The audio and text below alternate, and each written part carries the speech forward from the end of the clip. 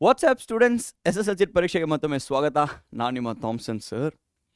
ನಾನು 10th standard ಓದಬೇಕಾದ್ರೆ ರಾತ್ರಿ ಎಲ್ಲ ಕೂತ್ಕೊಂಡು ಹೆವಿ ಓದ್ತಿದ್ದೆ. ಆಲ್ಮೋಸ್ಟ್ 1 o'clock 2 o'clock ತನಕ ಕೂಡ ಓದ್ತಿದ್ದೆ. ಆದರೆ ನೆಕ್ಸ್ಟ್ ಡೇ ಹೋಗ್ಬಿಟ್ಟು ಎಕ್ಸಾಮ್ ಬರೀಬೇಕಾದ್ರೆ ಏನೆಲ್ಲ ಓದಿದ್ನೋ 90% ಇನ್ಫಾರ್ಮೇಷನ್ ನನಗೆ ಬರ್ತಾನೆ ಇರಲಿಲ್ಲ, ರೀಕಾಲ್ ಮಾಡೋಕ್ಕಾಗ್ತಿರ್ಲಿಲ್ಲ. ಮೆಮರಿಯಿಂದ ಪಿಕ್ ಮಾಡಿ ಅದನ್ನು ಕರೆಕ್ಟಾಗಿ ಬರೆಯೋಕ್ಕಾಗಲೇ ಇಲ್ಲ ನನ್ನ ಕೈಯಲ್ಲಿ. ತುಂಬ ಬೇಜಾರಾಗ್ತಿತ್ತು ಸ್ಟೂಡೆಂಟ್ಸ್. ಏನಪ್ಪ ಇದು, ರಾತ್ರಿ ಎಲ್ಲ ಓದ್ತಾ ಇರ್ತೀನಿ, ಈಗ ಹೋಗ್ಬಿಟ್ಟು ಎಕ್ಸಾಮ್ ಹಾಲಲ್ಲಿ ಕೂತ್ಕೊಂಡು ಬರೀಬೇಕಾದ್ರೆ ಏನೂ ಬರ್ತಿಲ್ಲಲ್ಲ, ಅಷ್ಟು ಎಫರ್ಟು ವೇಸ್ಟಾ, ಅಷ್ಟು ಹಾರ್ಡ್ ವರ್ಕ್ ವೇಸ್ಟಾ, ಅಷ್ಟು ಸಿನ್ಸಿಯರಿಟಿ ವೇಸ್ಟಾ ಅಂತ ಅನಿಸ್ತು. ಆ ಒಂದು ಟೈಮಿಗೆ ಥಾಮ್ಸನ್ ಸರ್ ಥರ ಟೀಚರ್ ನನಗಿರಲಿಲ್ಲಪ್ಪ. ಇರಬೇಕಾದ್ರೆ ಥಾಮ್ಸನ್ ಸರು ಈ ಒಂದು ಸೈಂಟಿಫಿಕ್ ಮೆಥಡ್ನ ಟು ಬೆಟರ್ ರಿಮೆಂಬರ್ ಕಾನ್ಸೆಪ್ಟ್ಸು ಮತ್ತು ಸಮ್ಸು ಸಬ್ಜೆಕ್ಟ್ಸು ಅದೆಲ್ಲ ಬೆಟರ್ ರಿಮೆಂಬರ್ ಮಾಡೋಕ್ಕೆ ಈ ಒಂದು ಸೈಂಟಿಫಿಕ್ ಮೆಥಡು ಆ ಒಂದು ಟೈಮಿಗೆ ನನಗೆ ಯಾರಾದರೂ ಹೇಳ್ಕೊಡ್ತಿದ್ರೆ ಸ್ಟೂಡೆಂಟ್ಸ್, ಇನ್ನೂ ನನ್ನ 10th ಸ್ಕೋರು ಸೂಪರಾಗಿತ್ತು. ಆದರೆ ನೀವೆಲ್ಲ ಲಕ್ಕಿ ಗೊತ್ತಾ, ನಾನು ನಿಮಗೋಸ್ಕರ ಈ ಒಂದು ಲೆಸನಲ್ಲಿ, ಈ ಒಂದು ಕ್ಲಾಸಿನಲ್ಲಿ ಸೈಂಟಿಫಿಕ್ ಮೆಥಡಿಂದ ಹೆಂಗೆ ನಾವು ಅಪ್ಲೈ ಮಾಡಿ ಓದಿರುವ ಕಾನ್ಸೆಪ್ಟ್ಸ್ನ ಇನ್ನೂ ಹೆಚ್ಚಾಗಿ ನಾವು ಕ್ಲಾಸಲ್ಲಿ ಎಕ್ಸಾಮ್ ಹಾಲಲ್ಲಿ ರಿಮೆಂಬರ್ ಮಾಡಿ ಬರಿಬೋದು ಅಂತ ನಾನು ಹೇಳ್ಕೊಡೋಕ್ಕಿದ್ದೀನಿ. ಓಕೆ, ಸೊ ನಿಮಗೂ ನಂತರ ಪ್ರಾಬ್ಲಮ್ ಇದೆಯಾ? ಓದ್ತೀರಾ, ಆದರೆ ಅದನ್ನು ಎಕ್ಸಾಮಲ್ಲಿ ಬರೆಯೋಕ್ಕಾಗಲಿಲ್ಲ. ಓದಿದೆ, ಆ ಒಂದು ವರ್ಡ್ ನೆನಪಿಗೆ ಬಂದಿಲ್ಲ, ಆ ಒಂದು ಮೆಥಡ್ ನನಗೆ ನೆನಪಿಗೆ ಬಂದಿಲ್ಲ, ಆ ಒಂದು ಕರೆಕ್ಟ್ ಸೆಂಟೆನ್ಸು ನನಗೆ ನೆನಪಿಗೆ ಬಂದಿಲ್ಲ, ಸ್ಟ್ರಗಲ್ ಆಯಿತು ಆಗ ಅಂತ ಅಂತೀರಾ ನೀವು. ಸೊ ಈ ವಿಡಿಯೋ ನಿಮಗೋಸ್ಕರನೇ. ಕೊನೆ ತನಕ ಈ ಒಂದು ಕ್ಲಾಸ್ನ ನೋಡಿ. ಮತ್ತು ನಮ್ಮ ಚಾನಲ್ಗೆ ಸಬ್ಸ್ಕ್ರೈಬ್ ಆಗಿಲ್ಲ ಅಂದರೆ ಸಬ್ಸ್ಕ್ರೈಬ್ ಮಾಡಿ ಮತ್ತು ನೋಟಿಫಿಕೇಷನ್ ಬೆಲ್ನ ಒತ್ತಿ. ಸೊ ಹೆಂಗೆ ಸೈನ್ಸ್ನ ನಾವು ಅಪ್ಲೈ ಮಾಡಿ, ಸೈಂಟಿಫಿಕ್ ಮೆಥಡ್ಸ್ನ ನಾವು ಅಪ್ಲೈ ಮಾಡಿ, ರಿಸರ್ಚ್ನ ಅಪ್ಲೈ ಮಾಡಿ ಬೆಟರ್ ಕಾನ್ಸೆಪ್ಟ್ಸ್ನ ರಿಮೆಂಬರ್ ಮಾಡೋಕ್ಕೆ, ಕಡಿಮೆ ಎಫರ್ಟಿಂದ ಜಾಸ್ತಿ ರಿಸಲ್ಟ್ಸ್ ನಾವು ಪಡೆಯೋಕ್ಕೆ ಏನು ಮಾಡಬೇಕು ಅಂತ ಅನ್ಬೇಕಾದ್ರೆ ಈ ಒಂದು ವಿಡಿಯೋ ನಿಮಗೋಸ್ಕರನೇ. So I have bought simple steps, scientific proven steps.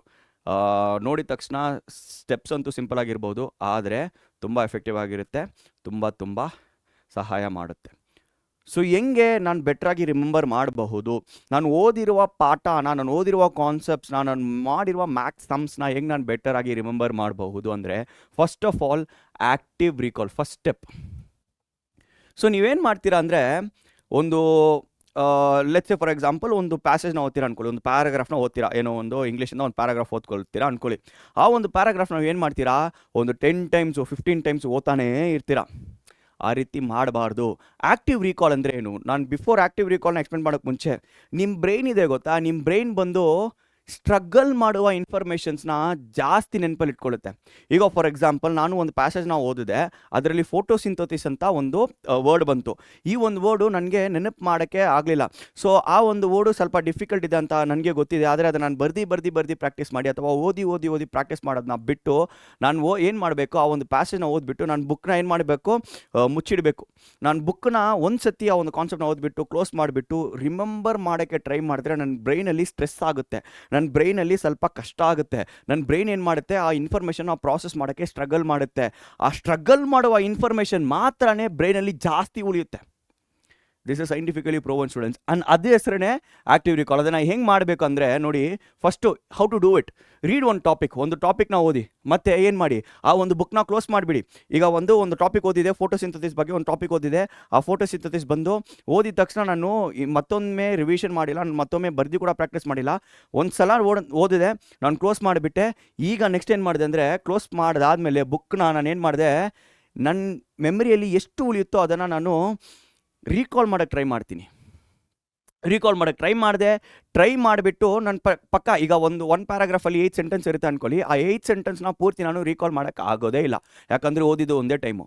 ಆದರೆ ಒಂದು ಟೈಮ್ ನಾವು ಓದ್ಬಿಟ್ಟು ಬುಕ್ನ ಕ್ಲೋಸ್ ಮಾಡಿ ರೀಕಾಲ್ ಮಾಡೋಕ್ಕೆ ಟ್ರೈ ಮಾಡಿಬಿಟ್ಟು ಒಂದು 4 ಸೆಂಟೆನ್ಸ್ ಬಂದಿದೆ, 5 ಸೆಂಟೆನ್ಸ್ ಬಂದಿದೆ ಅಂದರೆ ಆ ಒಂದು ಸೆಂಟೆನ್ಸ್ನ ಬರೆದ್ಬಿಟ್ಟು ನೆಕ್ಸ್ಟು ಏನು ಮಾಡಿ, ಏನು ಮಿಸ್ ಔಟ್ ಆಗಿದೆ ಅಂತ ಚೆಕ್ ಮಾಡಿ, ಏನು ಇಂಪಾರ್ಟೆಂಟ್ ಪಾಯಿಂಟ್ಸ್ನ ಮಿಸ್ ಮಾಡಿದ್ದೀರಾ ಅಂತ ಚೆಕ್ ಮಾಡಿ. ಈ ರೀತಿ ನೀವು ಆ್ಯಕ್ಟಿವ್ ರೀಕಾಲ್ ಮೆಥಡ್ನ ನೀವು ಫಾಲೋ ಮಾಡಿದ್ರೆ ನಾರ್ಮಲ್ ಸ್ಟಡಿ ಮೆಥಡ್ಗಿಂತ ಈ ಒಂದು ಮೆಥಡು ನಿಮಗೆ ಫ್ರೂಟ್ಫುಲ್ ಆಗಿರುತ್ತೆ.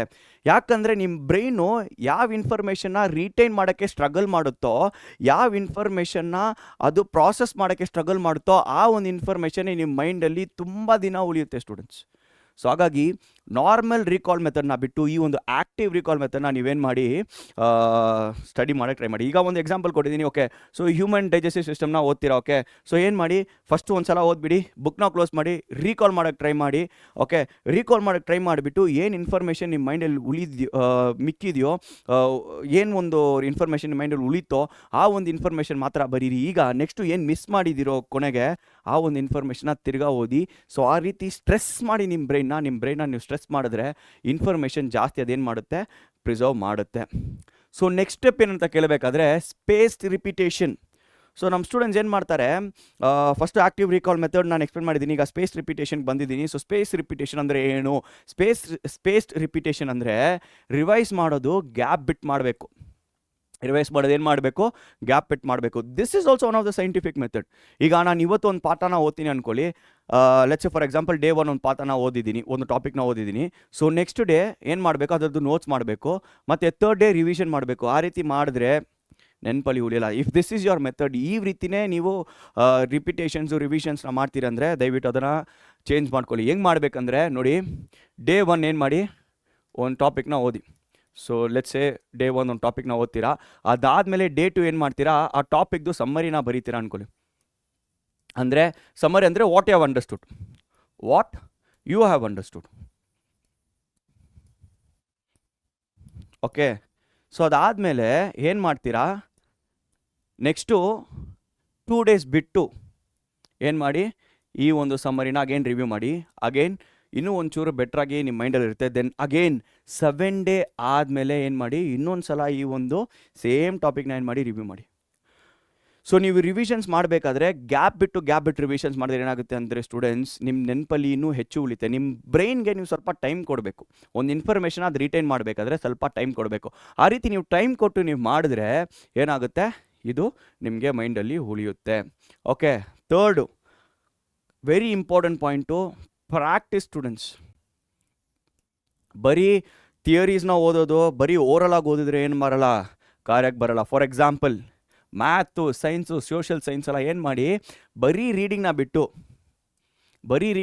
ಏನು ಮಾಡಿ, ಸಮ್ಸ್ನ ತುಂಬಾ ಪ್ರಾಕ್ಟೀಸ್ ಮಾಡಿ, ಸಮ್ಮರೀಸ್ನ ಬರ್ದು ಪ್ರಾಕ್ಟೀಸ್ ಮಾಡಿ, ಸೈನ್ಸಲ್ಲಿ ಬರುವ ಕಾನ್ಸೆಪ್ಟ್ಸ್ನ ಬರ್ದು ಏನು ಮಾಡಿ, ಪ್ರಾಕ್ಟೀಸ್ ಮಾಡಿ. ಏನು ಮಾಡ್ಬೋದು, solve previous year question papers is a go to method students.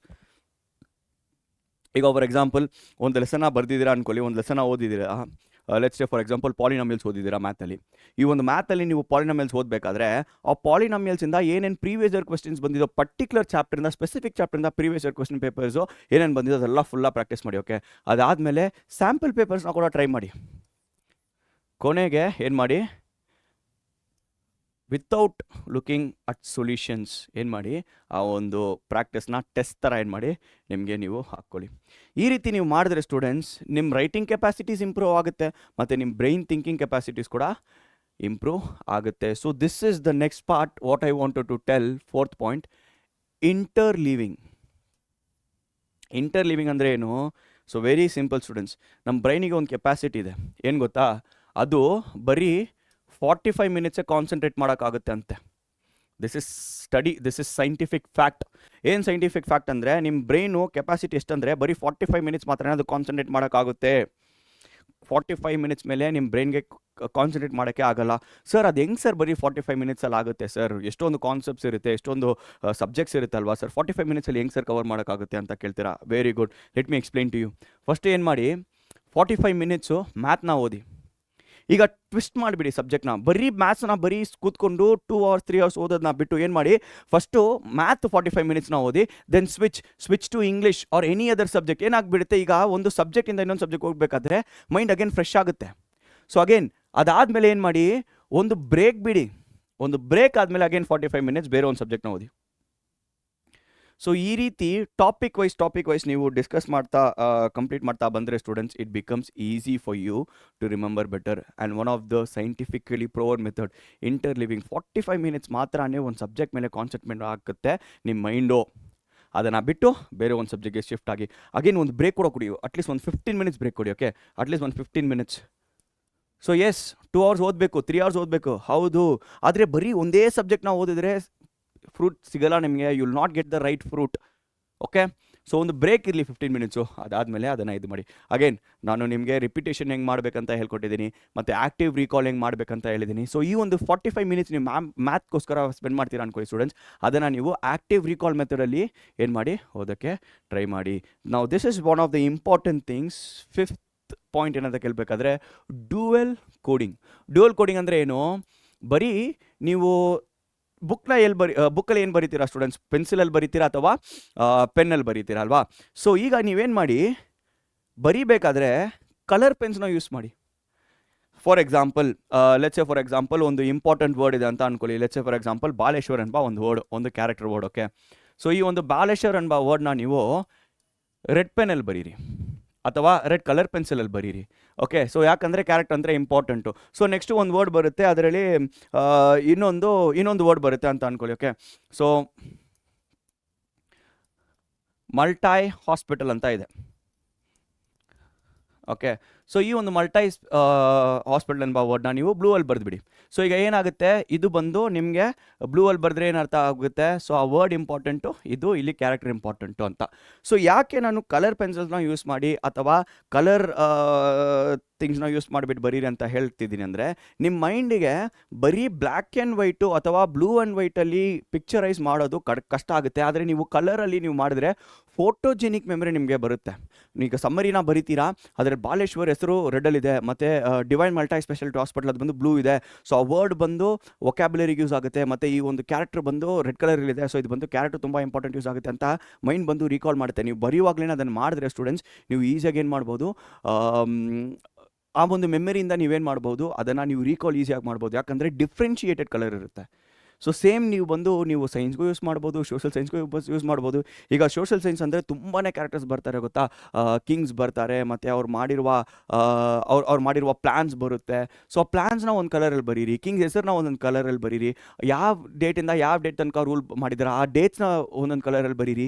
So different ಕಲರ್ಸಲ್ಲಿ ಬರೆದುಬಿಟ್ಟು ನೀವು ಮೈಂಡಲ್ಲಿ ಕೂತ್ಕೊಂಡ್ರೆ ನಿಮ್ಮ ಮೈಂಡು ಕಲರ್ಫುಲ್ ಥಿಂಗ್ಸ್ನ ಈಸಿಯಾಗಿ ಪಿಕ್ಚರೈಸ್ ಮಾಡ್ಕೊಳ್ಳುತ್ತೆ.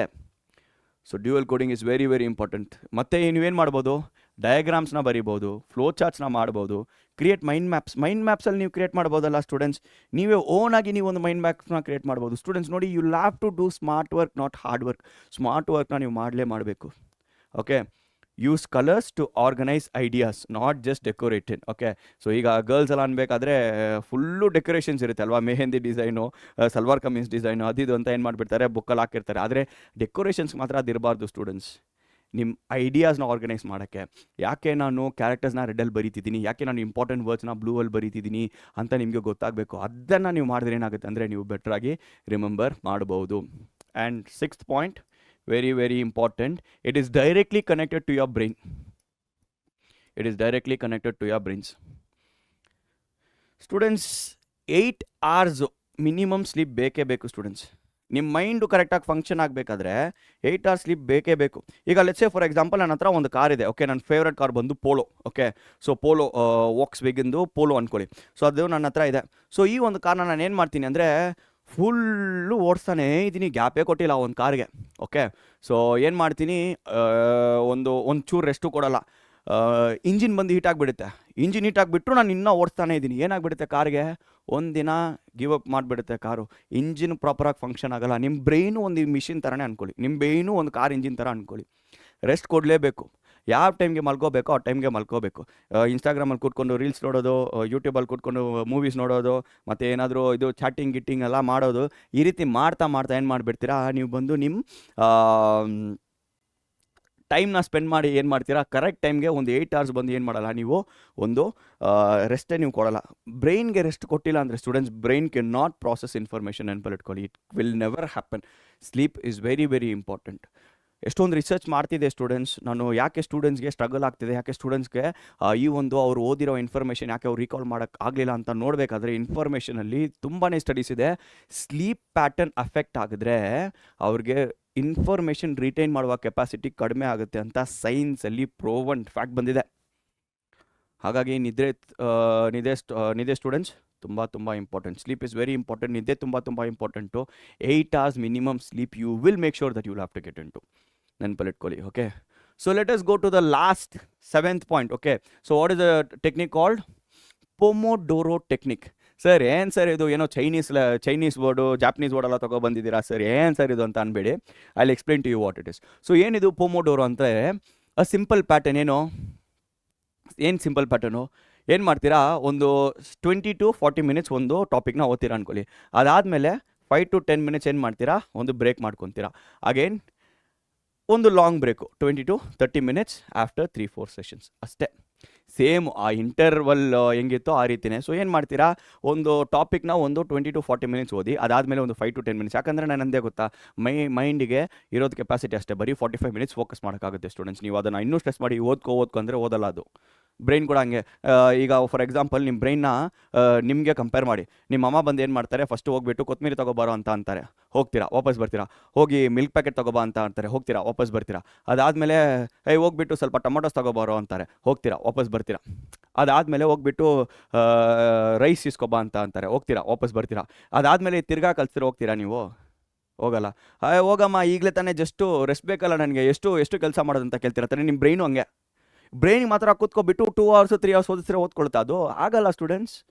45 ಮಿನಿಟ್ಸು ಮ್ಯಾಕ್ಸಿಮಮ್ಮು ಒಂದು ಬ್ರೈನ್ಗೆ ಕೆಪಾಸಿಟಿ. ಸ್ವಲ್ಪ ಬ್ರೇಕ್ ಕೊಡಬೇಕು. ನೀವೇನಂತೀರ ನಿಮ್ಮ ಅಮ್ಮ ಹತ್ರ, ಅಷ್ಟು ಟೈಮ್ಗೆಲ್ಲ ನನಗೆ ಅಂಗಡಿಗೆ ಹೋಗೋಕ್ಕಾಗಲ್ಲ, ನನಗೆ ಬ್ರೇಕ್ ಬೇಕು ಅಂತೀರ ಗೊತ್ತಾ. ನಿಮ್ಮ ಬ್ರೈನು ಹಂಗೆ ಅಂತಿದೆ. ಅದಕ್ಕೆ ಬಾಯಿ ಏನಾದ್ರು ಇದ್ಬಿಟ್ರೆ ಏನಾದ್ರು ಅಂದ್ಬಿಡುತ್ತೆ ನಿಮಗೆ, ಆಗಲ್ಲ ಹೋಗಪ್ಪ ನೀನೇ ಓದ್ಕೊ ಅಂತ ಅಂದ್ಬಿಡುತ್ತೆ. ಸೊ ಹಾಗಾಗಿ ಏನು ಮಾಡಿ, scientific method students, 40 minutes, then 5 to 10 minutes break. Again ಒಂದು 4 ಸೆಷನ್ಸ್ ಆದಮೇಲೆ ಒಂದು ಲಾಂಗ್ ಬ್ರೇಕ್ ಕೊಡಿ, ಒಂದು 30 ಮಿನಿಟ್ಸ್ ಬ್ರೇಕ್ ಕೊಡಿ. ಆ ರೀತಿ ಇಂಟರ್ವಲ್ಸಲ್ಲಿ ಓದಿ, ಬ್ರೈನ್ ಕೂಡ ಇನ್ನೂ ಹೆಚ್ಚು ಏನು ಮಾಡುತ್ತೆ, ರಿಮೆಂಬರ್ ಆಗುತ್ತೆ. ಓಕೆ, ಸೊ ಸ್ಟೂಡೆಂಟ್ಸ್ ಅಲ್ಟಿಮೇಟ್ಲಿ ಈ ಒಂದು ಇದನ್ನು ಫಾಲೋ ಮಾಡಿದ್ರೆ ಕಾನ್ಸಂಟ್ರೇಷನ್ನ ಹೆಲ್ಪ್ ಮಾಡುತ್ತೆ. It helps to maintain concentration, right?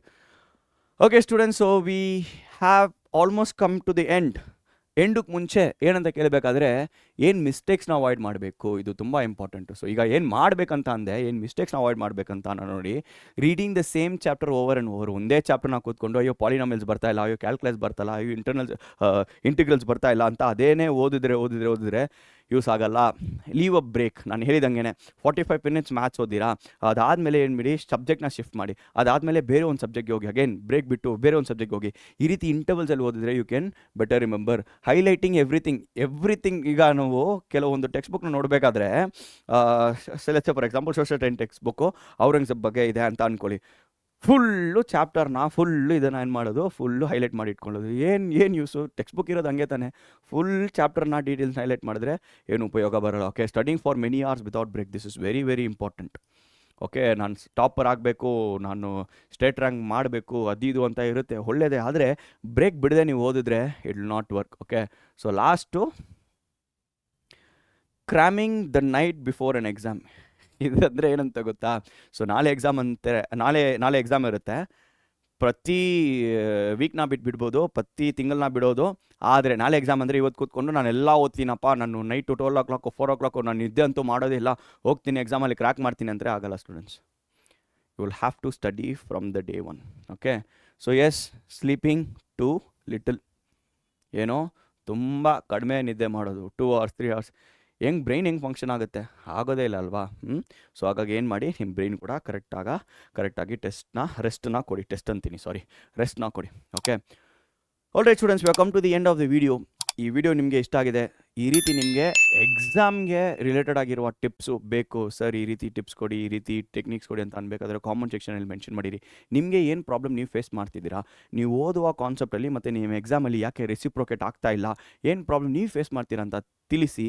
ಆ ರೀತಿ ವೀಡಿಯೋಸ್ನ ನಿಮಗೋಸ್ಕರ ತೊಗೊಬರ್ತೀವಿ. See you all next time. Bye.